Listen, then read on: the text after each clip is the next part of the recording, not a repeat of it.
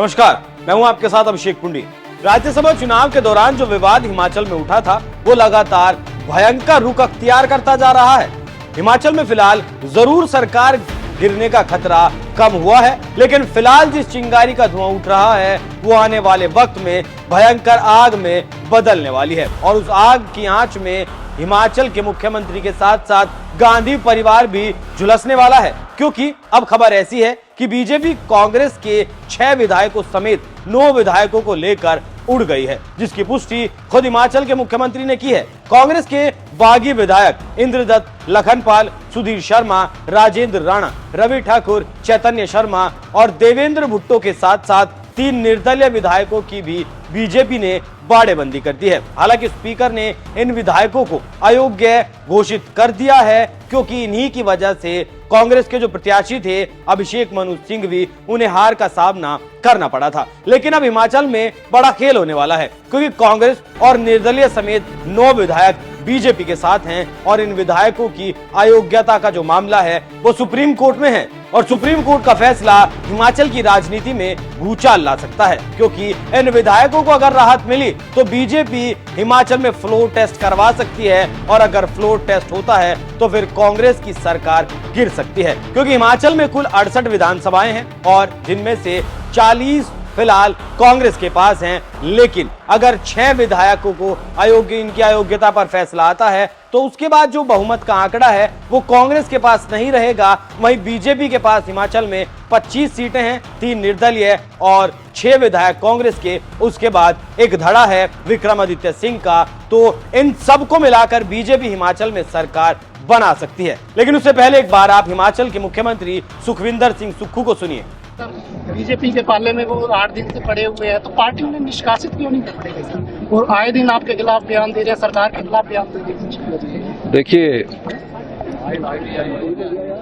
मैं तो ये कहता हूँ कि मुझे तो अभी पता लगा, एक खबर सोशल मीडिया में चली कि उनको पंचकुला के ललित होटल से निकालकर एक चार्टर्ड प्लेन जो चंडीगढ़ एयरपोर्ट से उड़ा, कहाँ उड़ा इसकी मुझे जानकारी नहीं है, लेकिन इसलिए उड़ाया गया कि उनके परिवार के सदस्य उन पर यह दबाव डाल रहे थे कि आप घर वापस आ जाइए।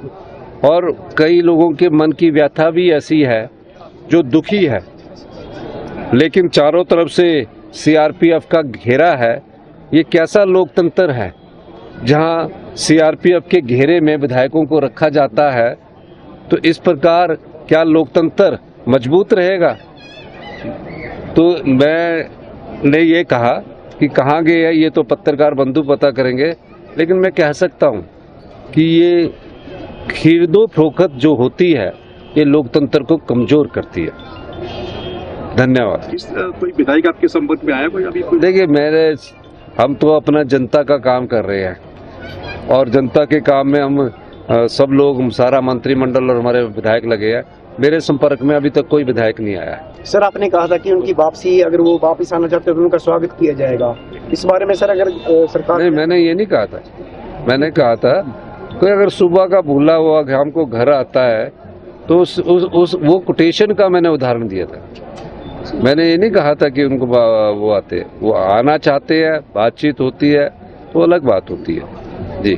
तो इस बात को पुख्ता करने का काम खुद हिमाचल के मुख्यमंत्री ने किया है कि हिमाचल की सरकार पर खतरा आज भी मंडरा रहा है, क्योंकि 11 मार्च को विधायकों की अयोग्यता के मामले में सुनवाई होने वाली है और इसलिए ही पहले से पहले ही बीजेपी ने विधायकों की बाड़ेबंदी कर दी। इसके अलावा सुक्खू ने भी प्रतिभा सिंह के खेमे को खुश करने के लिए उनके खेमे से 2 विधायकों को मंत्री पद बांट दिया है, क्योंकि विक्रमादित्य सिंह ने सुक्खू कैबिनेट से इस्तीफा दे दिया है और विक्रमादित्य सिंह का अगला प्लान क्या है उस बारे में उन्होंने अपने पत्ते अभी तक नहीं खोले हैं और ना ही उन्होंने अब तक अपना इस्तीफा वापस लिया है, क्योंकि सुक्खू को डर है कि अगर विक्रमादित्य सिंह बगावत करते हैं तो फिर 4 और विधायक बागी हो सकते हैं जो प्रतिभा सिंह गुट के नेता हैं। तो ऐसे में हिमाचल सरकार में जो सियासी भूचाल आया है वो थमने का नाम नहीं ले रहा और ये कब थमेगा उसका इंतजार रहेगा और उस नतीजे का किसी को फिलहाल